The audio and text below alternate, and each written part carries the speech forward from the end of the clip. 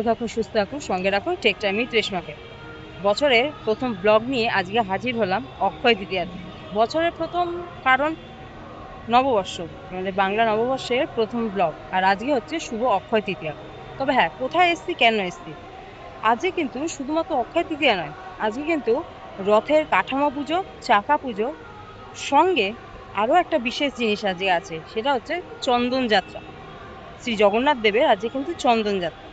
তো সেটা দেখতেই, এবং রথের পুজো বা রথের এই চাকা পুজোটা ঠিক কেমন হয় সেটা কিন্তু আমি কোনোদিনও দেখিনি। তো সেটা দেখার জন্য আজকে কিন্তু চলে এসেছি রথতলা শ্রী শ্রী জগন্নাথ দেবের মন্দিরে। তাহলে চলুন আজকে ব্লগটাকে শুরু করা যাক। আরো একবার সবাইকে জানাই নতুন বছরে অনেক শুভেচ্ছা, নতুন বছরে খুব ভালো থাকুন, আর অক্ষয় তৃতীয়ার অনেক শুভেচ্ছা। তাহলে চলুন জয় জগন্নাথ বলে আজকে ব্লগটার সূচনা করা যাক। যেটা বলছিলাম, এই যে আজকে যে রথের চাকা পুজো, চাকা, সেটা কিন্তু এখানে সম্পূর্ণরূপে সাজানো হয়ে গেছে। এই রথের চাকা পুজো, তারপর হচ্ছে জগন্নাথ দেবের চন্দন যাত্রা। মানে এত গ্রীষ্মের দাবদাহের জন্য ঠাকুরকে এই সময় চন্দন মাখিয়ে স্নান করা হয়, চন্দন যেহেতু ঠান্ডা সেই জন্য। তো সবার প্রথমে কিন্তু হবে এই রথের চাকা পুজো। আর এই রথই কিন্তু রথযাত্রার দিন গড়গড়িয়ে জগন্নাথ দেব বলভদ্র এবং সুভদ্রাকে নিয়ে হাঁটা দেবে মাসির বাড়ির পথে। একটা জিনিস আপনাদের ভালোভাবে লক্ষ্য করতে বলবো, এখানে রথের চাকা দুটো আর রথের সামনের চাকাটাকে এমন ভাবে সাজানো হয়েছে, মনে হচ্ছে না জগন্নাথ দেবের দুই চোখ। ফাইনালি জগন্নাথ দেবের দরজা খুলল, অক্ষয় তৃতীয়ার প্রথম দর্শন আমার টেক টাইম রেশমা চ্যানেলে জগন্নাথ দেবের। জয় জগন্নাথ বলে বছরটাও শুরু হোক, অক্ষয় তৃতীয়ার দিনটাও শুরু হোক।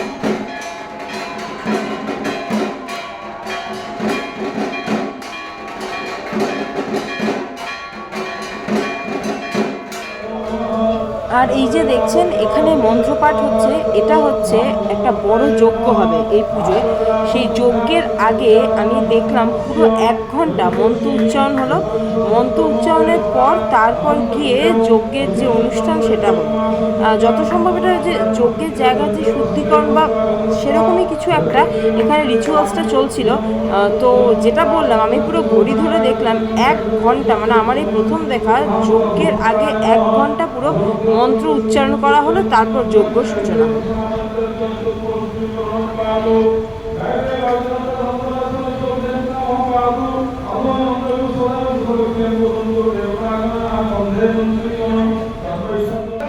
বললাম যে যজ্ঞ শুরু হওয়ার আগে যে মন্ত্রপাঠ হয়েছিল, তার মাঝে এই মন্দিরের উনি যত সম্ভব প্রধান পুরোহিত, উনি যা সুন্দর গানটা করলেন, তাই এইটার থেকে আর কোনো ক্লিপস আমি বাদ দিলাম না, পুরোটাই আপনাদের সামনে তুলে ধরলাম।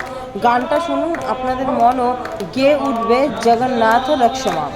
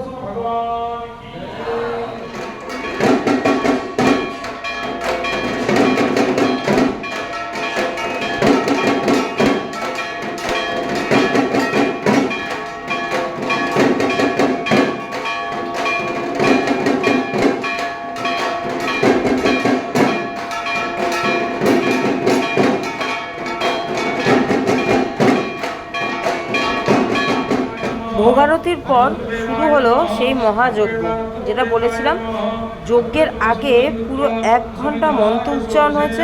ঠিক এই যজ্ঞের সময়টাও কিন্তু পুরো 1 ঘন্টা। এখানে খুব ছোট ছোট কতগুলো ক্লিপস দিলাম, না 1 ঘন্টার নয়, যতটা পেরেছি ততটা যজ্ঞের এই ভিডিওটা আমি তুলে নিয়ে এসেছি। এই ভিডিওটা আলাদা করে আপনাদের জন্য আপলোড করব, যে জগন্নাথ দেবের যে যজ্ঞ হয় সেটা ঠিক কেমন হয়। এই ব্লগের মধ্যে অল্প বিস্তর যজ্ঞের ক্লিপিংসগুলো অ্যাড করে দিলাম। তবে হ্যাঁ, কথা দিচ্ছি খুব তাড়াতাড়ি এই যজ্ঞের, শুধু যজ্ঞের ফুল ভিডিওটা কিন্তু আসবে টেক টাইম উইথ রেশমা চ্যানেলে।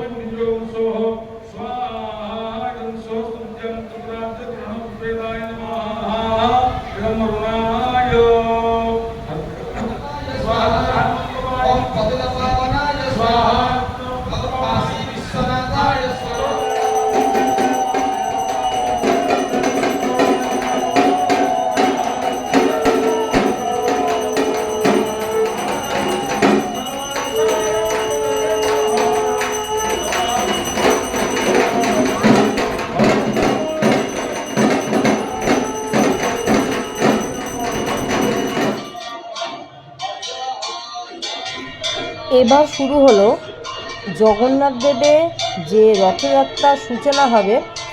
রথের দিন থেকে কিন্তু তা নয়, তার সূচনা কিন্তু হয়ে গেল আজকের থেকেই রথের চাকা পুজোর মাধ্যমে। আর এই যে শুরু হয়ে গেছে যেটা রথের চাকা পুজো, এটার মেন যে ব্যাপার সেইটা হলো জগন্নাথ দেবের কাছ থেকে আজ্ঞামালা নিয়ে এসে এই রথের চাকায় দেওয়া হয়। মানে জগন্নাথ দেব আজ্ঞা দিলেন যে এইবার রথ তৈরির কাজ শুরু হোক। কারণ রথ তৈরির আগে, সবার আগে কিন্তু তৈরি করতে হয় এই চাকাটাকে। কারণ চাকা যদি ঠিকঠাক না হয় তাহলে কিন্তু রথ গড়গড়িয়ে মাসির বাড়ির দিকে রওনা দেবে না। তাই জগন্নাথ দেব যখন আজ্ঞা দিলেন যে এবার রথ তৈরির কাজ শুরু হোক, তো সেই আজ্ঞার প্রথম যে স্টেপ সেটা হচ্ছে এই রথে চাকা পুজো। এই যে দেখছেন, এটা কিন্তু জগন্নাথ দেবের মালা। এই মালাটাই কিন্তু রথে দেওয়া হলো, মানে জগন্নাথ দেব আজ্ঞা দিলেন যে এবার রথ তৈরির কাজ শুরু হোক।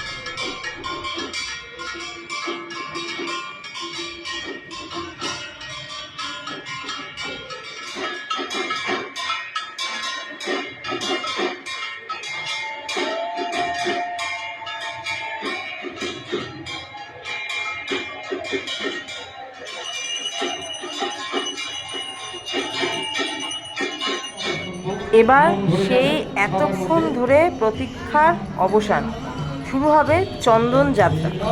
এই জায়গাটা দেখছেন, এখানটা হচ্ছে চন্দন পুকুর, যেখানে ঠাকুরকে চন্দন যাত্রায় স্নান করানো হয়। এবার আপনাদের বলে রাখি, এই চন্দন যাত্রা অক্ষয় তৃতীয়ায় কেন, এটা কিন্তু একমাত্র অন্যতম উৎসব যেটা টোটাল 42 দিন ধরে চলে। মানে বুঝতে পারছেন, এতদিন ধরে টানা চন্দন যাত্রা চলে। তবে এর দুটো পার্ট আছে। প্রথম 21 দিন মন্দিরের বাইরে চন্দন যাত্রা অনুষ্ঠিত হবে, বাকি 21 দিন মন্দিরের ভেতরে। আর তারপর মানে 21 মিলিয়ে 42, এই 42 দিন পরেই কিন্তু জগন্নাথ দেবের স্নান যাত্রা। আসলে এই সময়টা যেহেতু গ্রীষ্মকাল, মানে অক্ষয় তৃতীয়াটা যেই সময় হয় অনুষ্ঠিত, সেই সময়টা হচ্ছে গ্রীষ্মকাল। আর এত দাবদাহের জন্য শুধু আমাদের না, ঠাকুরেরও তো গরম লাগে। আর আমরা সবাই জানি যে চন্দন কিন্তু খুব ঠান্ডা একটা জিনিস।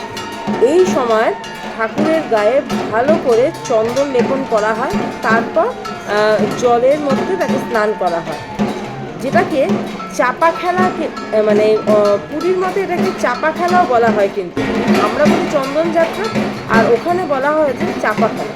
তাহলে চলুন, এই যে ঠাকুরকে এইভাবে এত সুন্দর করে ঠাকুরকে নাচিয়ে নিয়ে বের করা হয়, এটা কিন্তু আমি অন্য কোনো মন্দিরে দেখিনি। তাই প্রত্যেকবার এটা দেখলেও প্রত্যেকবারই আমার কাছে এটা একদম নতুনত্ব লাগে। তাহলে চলুন এবার ঠাকুরের সঙ্গেই যাওয়া যাক, এই চন্দন যাত্রায় অংশগ্রহণ করা যাক।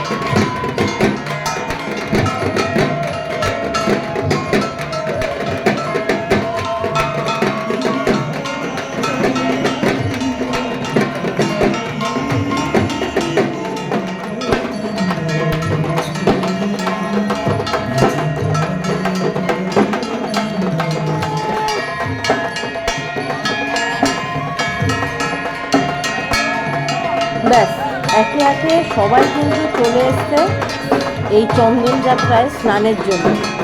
তাহলে এইবার সূচনা হবে ঠাকুরের স্নান। আর ঠাকুরকে যতটা পেয়েছি ভিউ করে দেখানোর চেষ্টা করছি যে ঠাকুরের গায়ে কিন্তু পুরো মোটা করে চন্দনের লেপ দেওয়া আছে। ওই যে বলেছিলাম চন্দন যেহেতু ঠান্ডা আর এটা হচ্ছে গরমকাল, ঠাকুরেরও তো গরম লাগে, তাই ঠাকুরকে ভালো করে চন্দন মাখানো হয়েছে। তারপর এই চন্দন পুকুরে নামানো হয়েছে ঠাকুরকে স্নানের জন্য।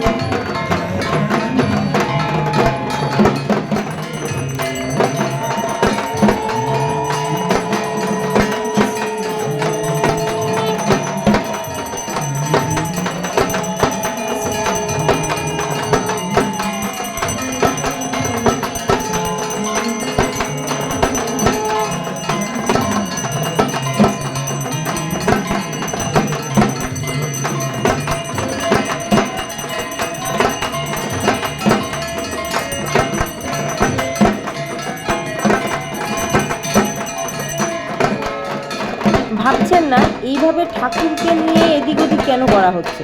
আসলে এটাই হচ্ছে চন্দন স্নান। মানে ঠাকুর পুকুরে নেমেছে, 4 জন ঠাকুর বলে কথা, এবার সবাই তো জল নিয়ে খেলবে, তো এইভাবে ঠাকুরকে কিন্তু খেলানো হচ্ছে জলের মধ্যে।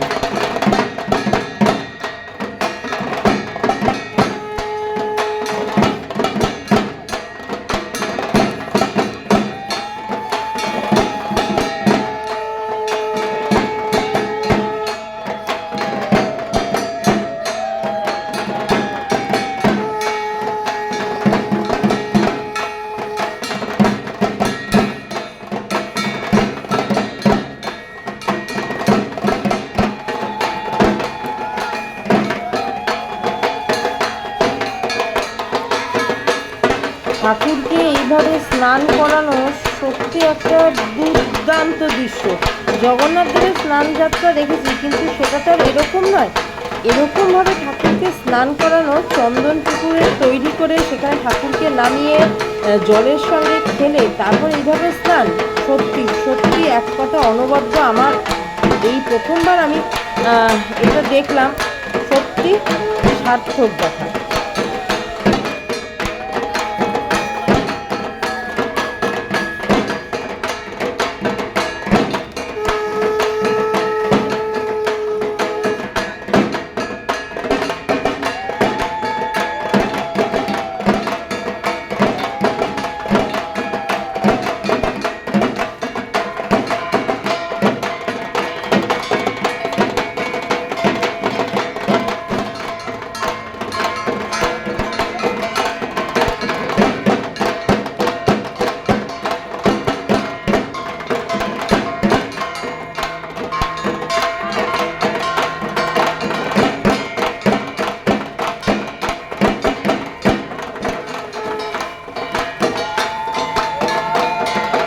হ্যাঁ, ঠিক এইভাবেই ঠাকুরকে স্নান করতে করতে সেই জল আমাদের গায়ে ছিটিয়ে দেওয়া হচ্ছিল।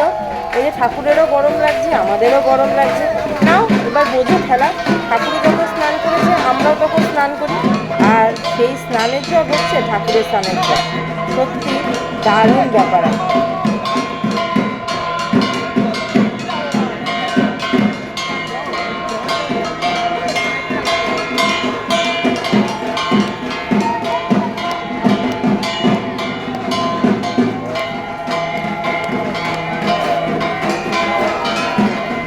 স্নান পর্ব মিটল, ঠাকুর চলল নিজের মন্দিরের দিকে।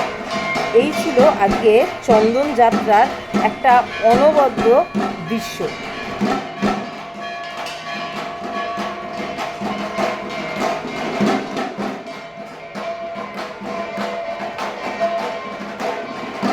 তাহলে আজকে অক্ষয় তৃতীয়াতে এই চন্দন যাত্রা আর এই রথের চাকা পুজো, এটা কেমন লাগলো? চন্দন যাত্রাটা জাস্ট অসাধারণ, কোনোদিন দেখিনি, এবার ফার্স্ট টাইম দেখা। আর ওকে স্নান করানোর পর পুরো জল দিয়ে যারা ছিল তাদের সবাইকে ভিজিয়ে দেওয়া হয়েছে, তার মধ্যে আমিও ছিলাম। আজকের এই ব্লগটা আপনাদের কেমন লাগলো? আশা করি ভালো লেগেছে। ভালো লাগলে চ্যানেলটাকে কিন্তু সাবস্ক্রাইব করতে একদম ভুলবেন না। আবারও হাজির হব নতুন পর্ব নিয়ে। ততক্ষণ ভালো থাকুন, সুস্থ থাকুন, সঙ্গে রাখুন টেক টাইমে রেশমাকে। আবারও জানাই শুভ অক্ষয় তৃতীয়া শুভেচ্ছা, শুভ চন্দন যাত্রা।